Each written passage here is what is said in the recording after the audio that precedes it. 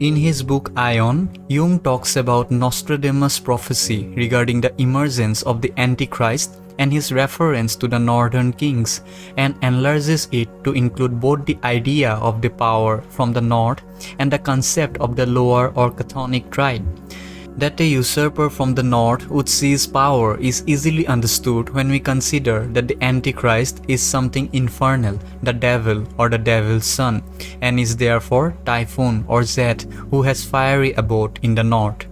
Typhon's power is triadic, possessing two confederates, one in the east and one in the south. This power corresponds to the lower triad. But what is this lower triad? Concerning the alchemical image of the lower triad, we find in Alchemical Studies a picture of a hermaphrodite standing on a three-headed serpent, which is identified as the lower triad. This image is particularly important in dream interpretation. The Christian Aeon has been characterized by the creation of an upper triad represented by the Christian Trinity, the Trinity that so fascinated Joachim of Flora. But as Jung tells us, the creation of an upper trinity generates its opposite, a lower trinity. We have a striking image of this in Dante's Infernal. At the very beginning of the work, there is an image of the lower triad, as Dante is faced with three animals, a leopardess, a lion, and a she-wolf. This encounter is followed by his descent into hell. At the lowest part of hell, he finds Satan embedded in a rock of ice.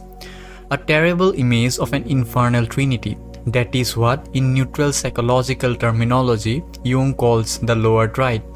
He goes into this image in very nice detail in another essay, The Phenomenology of the Spirit in Fairy Tales, where he interprets a fairy tale that involves a three-legged horse. This horse had been acquired by a magician from a witch who had owned it. But as the magician rode away on the horse, which was originally four-legged when owned by the witch, and crossed the border of the witch realm, 12 wolves attacked him and tore off one of the horse's hooves, so the magician was left with a three-legged horse. Jung tells us that this three-legged horse represents the lower or chthonic triad. He then says, threeness denotes polarity, since one triad always presupposes another, just as high presupposes low, lightness, darkness, good, evil. In terms of energy, polarity means a potential, and whenever a potential exists, there is the possibility of a current, a flow of events, for the tension of opposites strives for balance. If one imagines the quaternity as a square divided into two halves by a diagonal, one gets two triangles whose apices point in opposite direction. One could therefore say, metaphorically, that if the wholeness symbolized by the quaternity is divided into equal halves, it produces two opposite triads. This shows how 3 can be derived from 4, and in the same way, the magician of the captured princess explained how his horse, from being 4-legged, became 3-legged, through having one hoof torn off by the 12 wolves. The 3-leggedness is due to an accident, therefore, which occurred at the very moment when the horse was leaving the territory of the Dark Mother.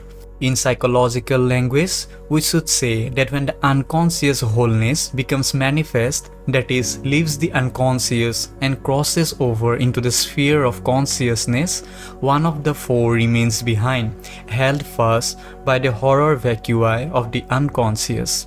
There thus arises a triad, which constellates a corresponding triad in opposition to it. In other words, a conflict ensues.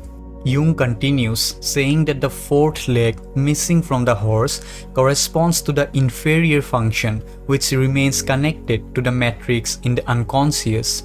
Here is a very finely presented formulation.